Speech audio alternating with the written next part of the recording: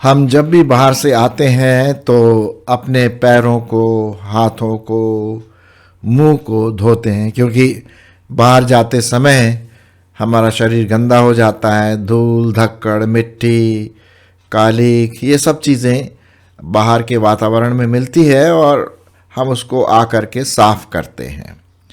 और कई जगहों पर ये प्रथा भी है, विशेष करके गांव में आजकल भी हमारे भारतवर्ष में आप देखेंगे कि जब कोई व्यक्ति बाहर से आता है तो उसके लिए बाहर ही मटका रखते हैं पानी का, बाल्टी का, और उसके पैर धोते हैं ताकि वो अंदर आए तो अंदर गंदगी ना आए। हालांकि ये एक प्रथा है और ये अच्छी प्रथा है कि हम अपने पाँव को साफ करके अंदर आए, जो शुद्धता को, पवित्रता को, क्लीनलीनेस को दिखाता है, दर्शाता है। अब पाँव धोने की जो प्रक्रिया है ये कोई नई बात नहीं है। ये यहूदी घराने से, यहूदी परंपराओं से और दूसरी परंपराओं से चला आता है। ठीक है, तो आज हम देखेंगे कि किस प्रकार से प्रभु यीशु मसीह ने अपने चेलों के पाँव धोए। जनरली देखा क्या जाता है कि जो चेले होते हैं या जो फॉलोअर्स होते हैं वो अपने गुरुओं के पाँव धोते हैं। आपने देखा होगा हमारी भारतीय संस्कृति में लोग जो बाबा होते हैं या जो बड़े बड़े साधु लोग होते हैं, लोग उनको परम पूज्य मान करके या भगवान का रूप दे करके सोचते हैं कि इनका पाँव धोने से, इनके पाँव में नतमस्तक करने से हमें आशीष मिलेगी, कुछ अच्छी बात होगी।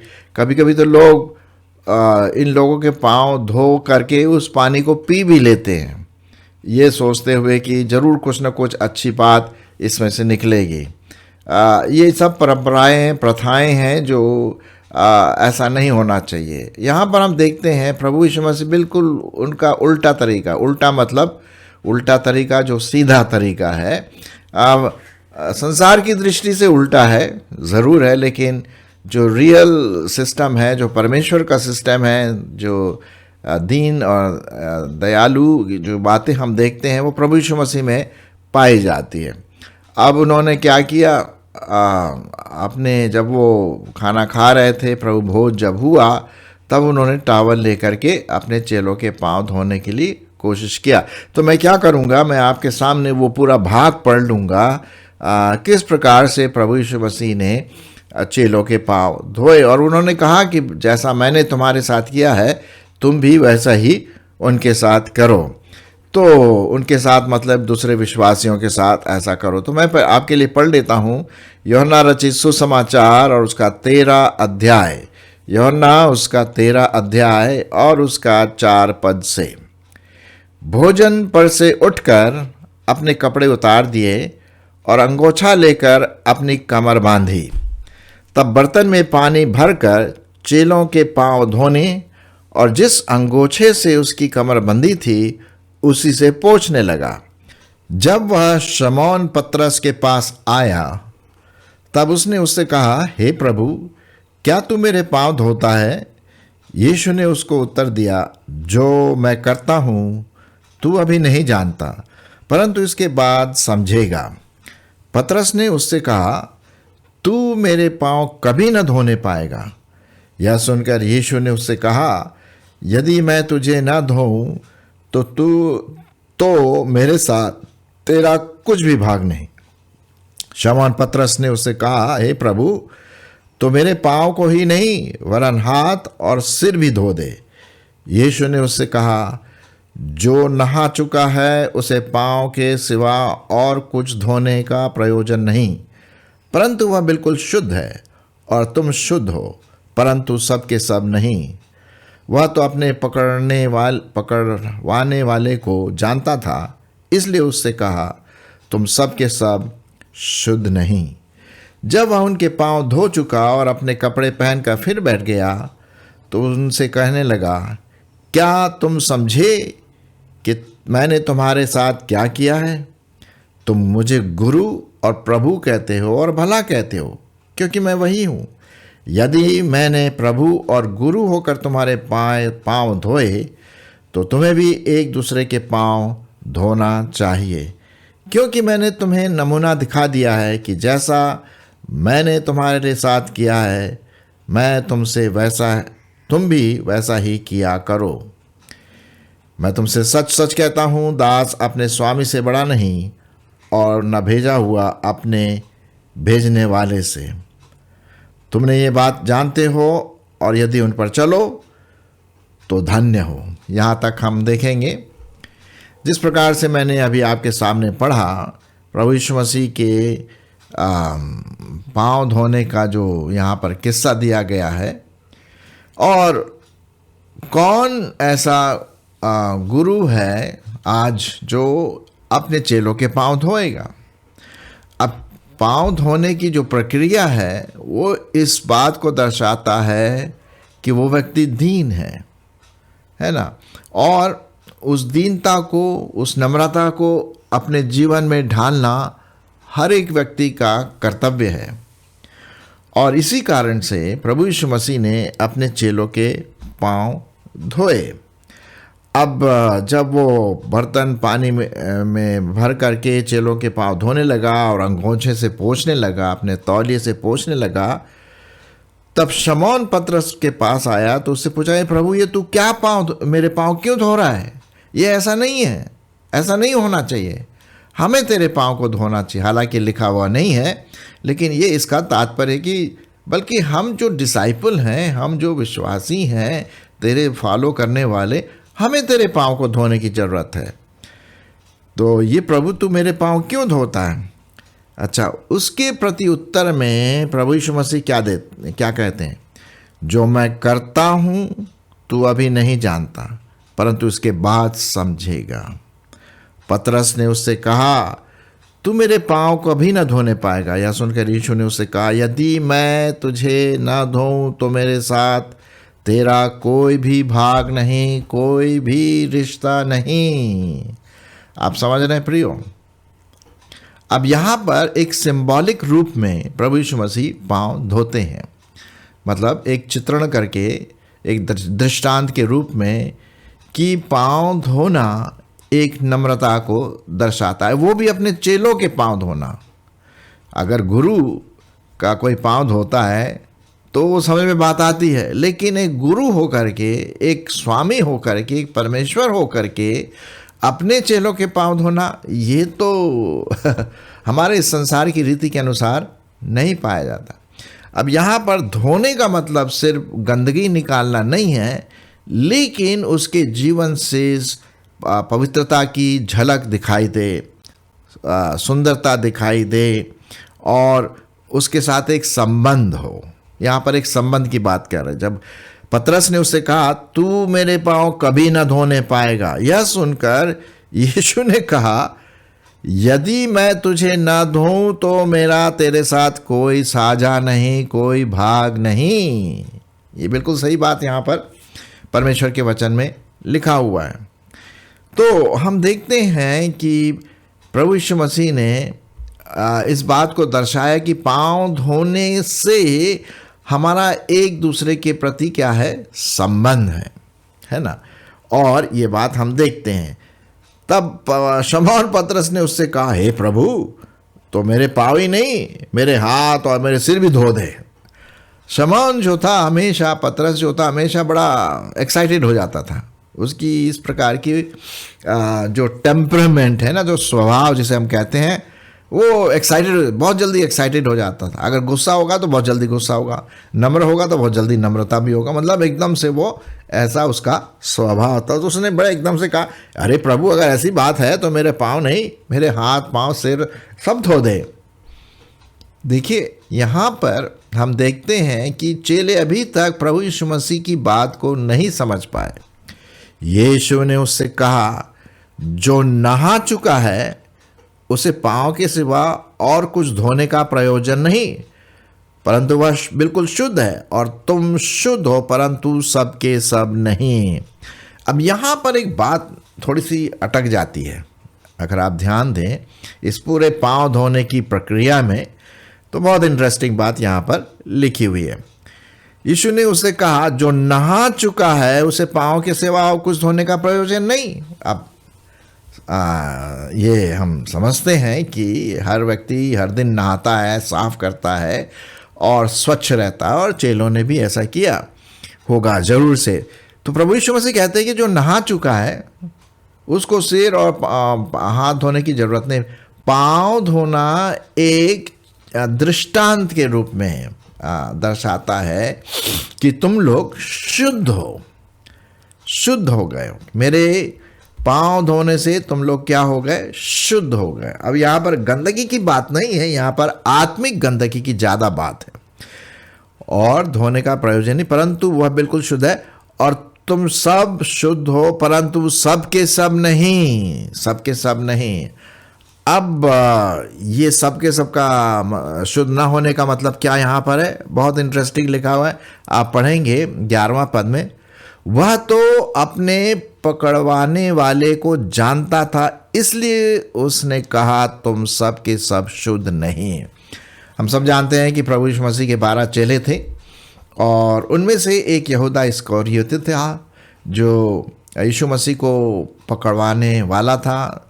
30 चांदी के सिक्के के कारण उसको पैसों की बड़ी लालच थी, और वो एक प्रकार का ट्रेजरर भी था।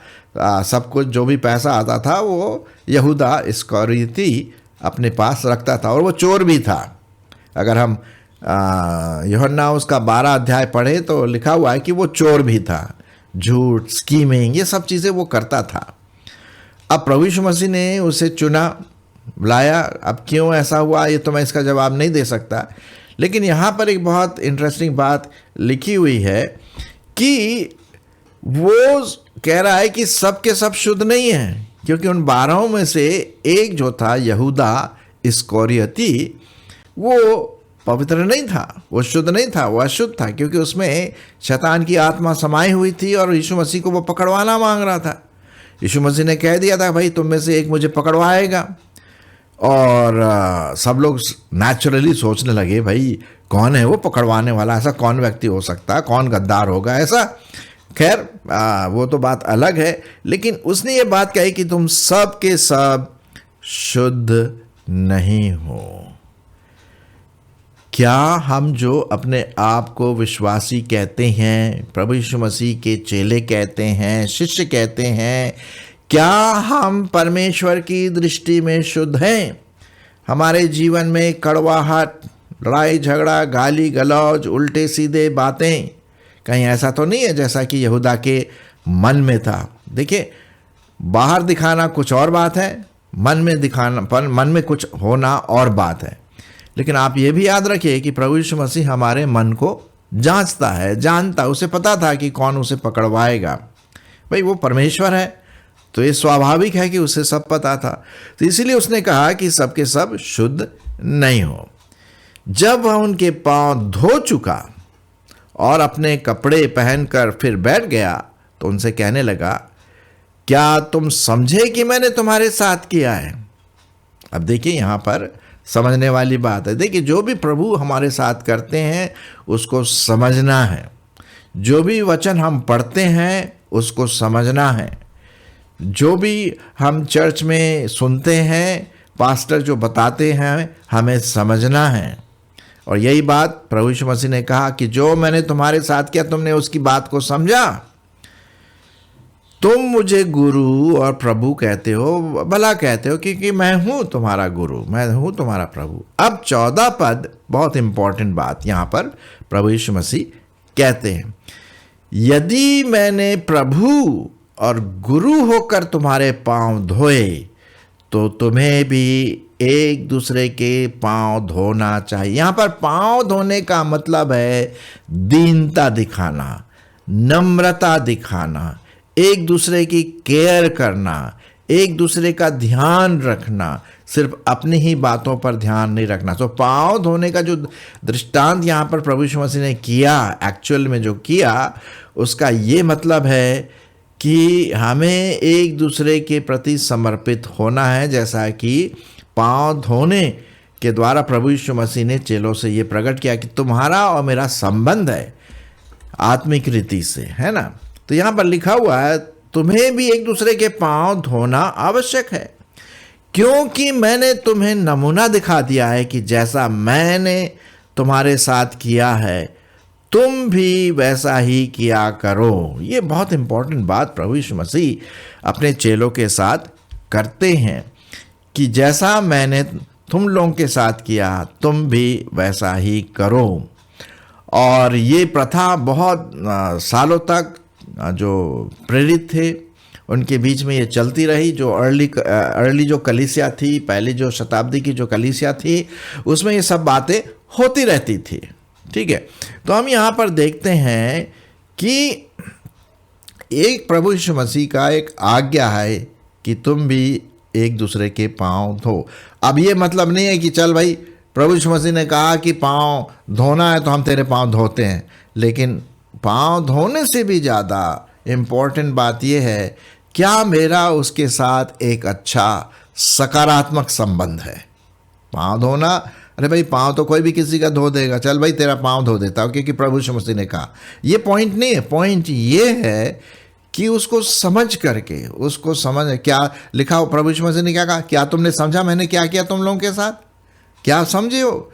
नम्रता, दीनता, एक दूसरे को अपने आप को समर्पित करना, भाई बहन के रूप में प्रभु यीशु मसीह के चेले होकर के हमें ऐसा करना है। और ये आज्ञा प्रभु यीशु मसीह ने दी। और आजकल ज़्यादातर हम लोग इन बातों को नहीं करते हैं, है ना। कभी कदार शायद किसी किसी चर्च में ऐसा होता है कि साल के अंत में, जैसा साल का अंत होगा तो होता है, तो लोग वॉच नाइट सर्विस वगैरह करते हैं और फिर 31 दिसंबर को फिर वो एक दूसरे के पाँव भी धोते हैं। ये अच्छी बात है। और लेकिन सिर्फ एक दो बार नहीं, लेकिन जब भी महीने में एक बार भी हम ऐसा कर सकते हैं। और लेकिन उसका मतलब समझना बहुत ज़रूरी, क्योंकि प्रभु यीशु मसीह ने ये बात कही कि क्या तुम समझे कि मैंने तुम्हारे साथ क्या किया है। हाँ, ये तो बहुत ज़रूरी है ना। तो जैसा मैंने तुम्हारे साथ किया वैसा ही तुम भी एक दूसरे के साथ वैसा ही करो, क्योंकि मैंने तुम्हें क्या दिया है, नमूना दिया है। एक परमेश्वर मनुष्य बन करके चेलों के पांव धोता है, ये एक सबसे बड़ा नमूना है, प्रेम का नमूना है, एक दूसरे को समर्पित करने का नमूना है। और ये हमें करना बहुत ज़रूरी। क्या हमारे चर्चेज़ में ऐसा होता है? आज जो मैं आपके सामने ये बात रख रहा हूँ कि पता नहीं आपके चर्च में होता है या नहीं होता, लेकिन ये ज़रूरी है, क्योंकि प्रभु यीशु मसीह की आज्ञा है कि जैसा मैंने तुम्हारे साथ किया तुम भी एक दूसरे के साथ करो, एक दूसरे को समर्पित करो, एक दूसरे को अपने से अच्छा समझो, ऐसा लिखा हुआ है ना। पाँव धोने की जो प्रक्रिया जो हम देखते हैं यहाँ पर, वो ये है कि हम प्रार्थना करें, धन्यवाद दें एक दूसरे के लिए, और उनके पाँव धोए। जो कोई भाई है, जैसे बहन बहन के पाँव धोती हैं, भाई भाई के पाँव धोता है, पास्टर कांग्रेगेशन मेंबर के पाँव धोते हैं। तो पाँव चलो गंदा है उसको साफ तो करें, लेकिन एक वहाँ पर एक चित्रण है, एक मीनिंग है, एक समझने वाली बात है कि हम एक दूसरे को समर्पित है। मैं अपने आप को तुम्हारे सामने दीन करता हूँ, है ना, नम्र बनता हूँ। और ये चर्च के लिए बहुत बड़ी बात यहाँ पर हम देखते हैं, जो प्रभु यीशु मसीह ने हमारे लिए नमूना पेश किया। प्रभु यीशु मसीह ने एक और नमूना पेश किया कि उसने हमसे प्रेम किया और अपने आप को हमारे लिए दे दिया, बलिदान कर दिया। वो ये एक नमूना है जो प्रभु यीशु मसीह ने किया। और वैसे ही लिखा हुआ है कि जैसा मैंने तुम्हारे साथ प्रेम किया तुम भी एक दूसरे के साथ वैसा ही प्रेम रखो। जैसा मैंने तुम्हारे पापों को क्षमा किया है तुम भी एक दूसरे के पापों को क्या करो, क्षमा करो। हाँ, तो प्रभु यीशु मसीह हमारा नमूना बन गया है। अब मैं आपके लिए पढ़ देता हूँ इफिसियों उसका 4 अध्याय और 32 पद में ये बात यहाँ पर लिखी हुई है। और लिखा है, सब प्रकार की कड़वाहट और प्रकोप, मैं 31 से पढ़ रहा हूँ, इफिसियों 4:31 और 32। सब प्रकार की कड़वाहट, प्रकोप, क्रोध, कलह, निंदा, बैरभाव सब तुमसे क्या हो जाए, दूर हो जाए। देखिए गंदगी है, ये सड़ाहट, ये दूर करना है। पाँव धोना सिर्फ एक फिजिकल शारीरिक सफाई नहीं करना, एक आत्मिक सफाई भी करना है ना। 32 पद में क्या लिखा है, एक दूसरे पर कृपालु करुणामय हो, और जैसे और जैसे परमेश्वर ने मसीह में तुम्हारे अपराध क्षमा किए हैं, वैसे ही तुम भी एक दूसरे के अपराध को क्षमा करो। कितनी अच्छी बात है यहाँ पर, है ना। तो एक प्रकार से एक नमूना हमारे प्रभु यीशु मसीह ने बलिदान का, क्षमा करने का, प्रेम का दिया है, पाँव धोने का दिया है। अब हम ऐसा ना करें कि भाई है ना, मैकेनिकली भैया प्रभु यीशु मसीह ने कहा है कि पाँव धो, तो चलो पाँव निकालो, मोजा निकालो और मैं अब तुम्हारे पाँव धोता, फिर तुम मेरे पाँव धो। पॉइंट वो नहीं है। पाँव धोए तो मतलब से धोएं। क्या मतलब है इसका? जब प्रभु भोज जब होता है तो हम रोटी का मतलब समझें, ये उसकी देह है, और जो दाखरस है वो उसका लहू है जो हमारे पापों को धो डालता है, उसका मतलब हम समझें। बिना मतलब के कोई ये चीज़ें ना करें। मैं तो यूँ बोलूँगा भैया, बिना मतलब के आप प्रभु भोज मत लें, क्योंकि उससे हो सकता है परमेश्वर का क्रोध आए, या बिना मतलब के आप पाँव भी ना धोएं। उसका मतलब समझ करके आत्मिक रीति से, तैयारी रूप से हम उसको देख सकें। तो ये बहुत इम्पॉर्टेंट बात यहाँ पर प्रभु यीशु मसीह हमारे सामने रखते हैं, ठीक है। तो यीशु मसीह के पकड़वाए जाने से पहले उन्होंने ये बात अपने चेलों से की। तो मेरे प्रियो, हम भी एक दूसरे विश्वासी के साथ कभी महीने में एक बार या साल में एक बार तो ज़रूर करना चाहिए। हम पाँव धोने की प्रथा को, प्रक्रिया को जारी रखें, क्योंकि प्रभु यीशु मसीह ने ये बात कही कि तुम ऐसा करो। चलो फिर से मैं वो भाग आपके लिए पढ़ देता हूँ जो मैंने अभी पढ़ा, ठीक है। यूहन्ना उसका 13 अध्याय और उसका 4 पद से। भोजन पर से उठकर अपने कपड़े उतार दिए, ये 3 पद से मैं पढ़ूंगा।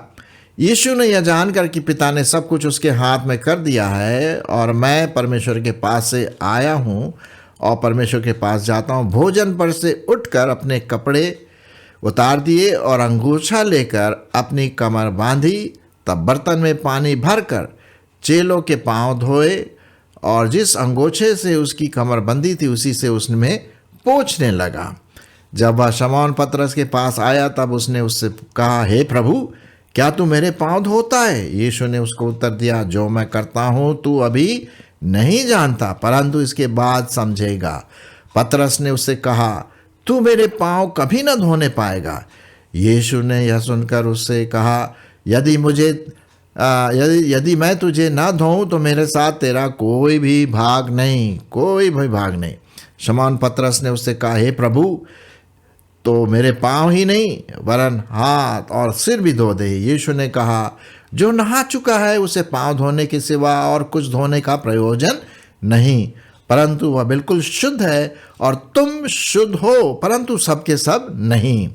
वह तो अपने पकड़वाने वाले को जानता था, इसलिए उसने कहा, तुम सबके सब शुद्ध नहीं।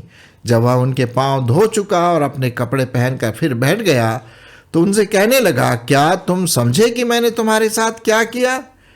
तुम मुझे गुरु और प्रभु कहते हो और भला कहते हो क्योंकि मैं वही हूँ। यदि मैंने प्रभु और गुरु होकर तुम्हारे पाँव धोए तो तुम्हें भी एक दूसरे के पाँव धोना चाहिए, क्योंकि मैंने तुम्हारे लिए नमूना दिखा दिया है कि जैसा मैंने तुम्हारे साथ किया वैसा ही तुम भी किया करो। यहाँ तक।